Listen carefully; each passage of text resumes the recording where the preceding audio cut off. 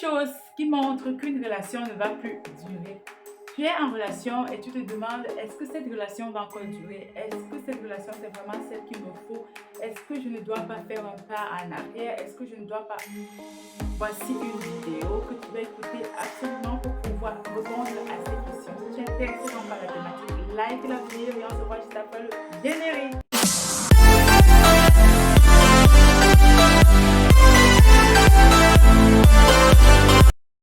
Bonjour, moi c'est Josiane, je suis la promotrice de la chaîne Optimisme Devenir. Si c'est ta première fois sur cette chaîne, enchantée de faire ta connaissance.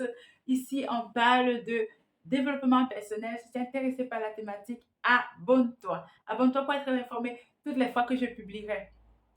Et si tu es déjà abonné sur la chaîne, je suis vraiment très contente que tu fasses partie de ma communauté. Et quand le thème t'intéresse, marque ta présence par un commentaire, par un like. Donc aujourd'hui, je viens te parler de 10 choses qui montrent que ta relation ne va plus durer et qui peuvent te permettre soit de faire un pas en avant pour mettre fin à la relation ou de faire un pas en arrière pour mieux comprendre pourquoi tu en es arrivé là et essayer d'arranger les choses pour reprendre les chemins avec la flamme d'amour.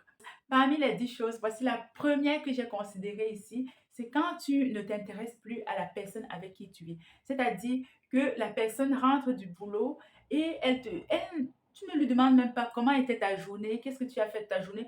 Tu n'en as rien à cirer, tu n'en as rien à vouloir savoir de sa journée. Tu voudrais être juste tranquille à faire tes choses et tu voudrais qu'elle fasse ses choses aussi tranquillement dans son coin. Tu n'as plus de questions à poser par rapport à sa vie. Ça ne t'intéresse en rien. Tu ne voudrais plus rien savoir de tout cela parce que pour toi, il n'y a plus rien à se partager. Et donc, quand tu arrives à cette étape, tu comprends que ta relation est en train de mourir, ta relation est en train de perdre sa flamme d'antan. Et si tu as besoin que cette flamme revienne, il est temps pour toi de discuter de cela avec ton partenaire et que vous puissiez pouvoir réamorcer, arranger ce qui n'a pas fonctionné et reprendre la bonne voie. La deuxième chose que j'ai considérée ici, c'est quand vous n'avez plus de projet en commun. C'est-à-dire dans les années avant ou par exemple au début de votre relation, vous vous disiez souvent, ah, j'aimerais qu'on fasse ceci, j'aimerais qu'on fasse cela. Qu'est-ce que tu penses si on va en vacances ensemble? Qu'est-ce que tu penses si on aille visiter telle personne ensemble? En fait, pour vous, ces choses n'existent plus. Vous ne voulez même plus que ça existe. Question projet, vous n'avez plus aucun projet ensemble. Vous êtes juste là comme ça, à passer le moment présent et rien de plus.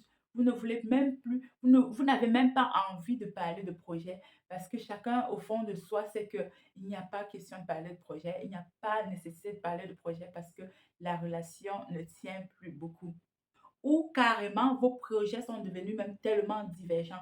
Vous, vous rêvez d'aller vivre en Afrique, l'autre rêve de continuer sa vie en Europe ou l'autre rêve d'aller vivre en Asie et ne pense même pas que cette vie en Asie sera avec vous. Donc, vos projets sont même tellement divergents que rien ne vous unit plus en termes de projet. Donc, quand vous arrivez à cela, votre relation est sur une pente qui va mener vraiment vers sa fin.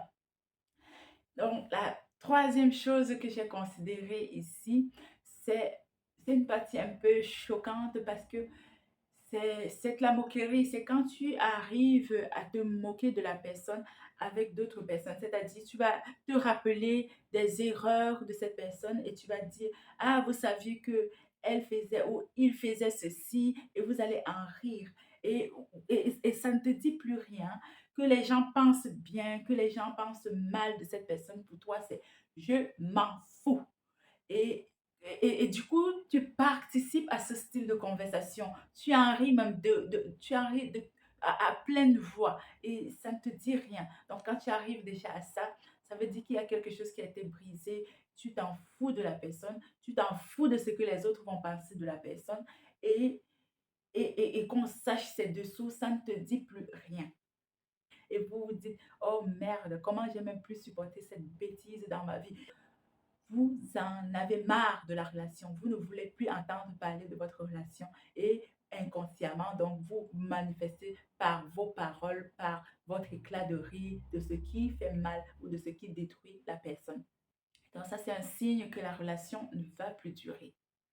La c'est la quatrième. Quand vos moments de bonheur ne sont plus avec la personne qui partage votre vie.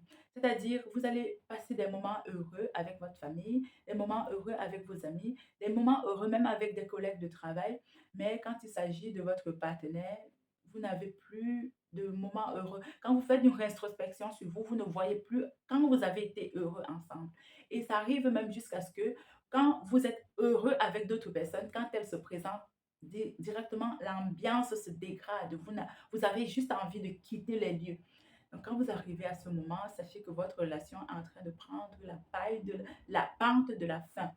Le cinquième point que j'ai considéré ici, c'est quand vous ne vous battez plus pour votre couple. C'est-à-dire, vous allez avoir des personnes qui vont venir vous dire, est-ce que tu sais que hier soir, j'étais à telle soirée, j'ai rencontré ta copine ou ton copain ou ton mari ou ta femme à telle cérémonie et il était bras dessus, bras dessous avec tel autre. Et vous allez vous dire, c'est sa vie, qu'il l'amène comme bon lui semble ou qu'elle l'amène comme bon lui semble, vous voyez. Et ça ne vous fait même pas mal dans votre cœur. Parce que peut-être même au fond de vous, vous dites, il faut quand même qu'il y ait ça pour que j'ai une bonne justification pour pouvoir quitter librement cette relation. Quand vous arrivez à cela, donc quand vous n'avez plus, quand vous manifestez plus d'intérêt, quand vous ne vous battez plus pour votre couple, c'est que vous êtes sur la pente de la fin de la relation. Et ça va arriver d'un moment à l'autre. La sixième chose qui montre que votre relation ne va plus durer, avant que je te parle de cette sixième chose, j'aimerais que tu me dises parmi les le point qui t'a déjà fait waouh et ou quel est le point qui te fait non, c'est pas ça pour moi. C'est pas une raison pour que mon couple, pour que je lâche mon couple. Mets-moi en commentaire le point qui t'a déjà marqué pour qu'on puisse mieux en discuter, pour que je puisse savoir, même que tu es passé sur cette chaîne, mets-moi en commentaire, j'aimerais lire ton commentaire. Donc, la sixième raison qui fait que tu vas commencer à comprendre que cette relation ne va plus durer, c'est quand avant, vous aviez cette habitude de sortir entre copains, d'aller visiter les familles, d'aller donner un coup de main à la famille. Vous n'avez plus envie de ce genre de sortie, vous n'avez plus envie de ce genre de relation avec les autres. Vous évitez carrément la famille de l'autre, vous évitez les amis de l'autre parce que vous ne voulez plus être confronté à ces questions qui vont vous ramener à votre relation, une relation qui au fond de vous n'existe plus. Vous ne voulez plus répondre à la question de comment il va, qu'est-ce qu'il fait, quels sont les projets, comment tu te sens dans la relation. Vous ne voulez plus répondre à ces questions et du coup, vous allez éviter toutes les personnes qui vont vous ramener vers ces questions-là, c'est-à-dire la famille et les amis de l'autre. Donc, quand vous commencez à éviter tous ces genres de personnes, toutes ces personnes autour de vous, ça veut montrer que vous voulez la fin de la relation ou vous êtes dans une relation qui tend vers sa fin. La septième raison que j'ai considérée ici, c'est le fait que quand vous ouvrez la bouche pour vous parler, ce n'est que des reproches. L'unique chose que vous avez pour l'autre, ce sont des reproches. À peine le matin, vous vous réveillez, quand vous voulez dire quelque chose, c'est un reproche.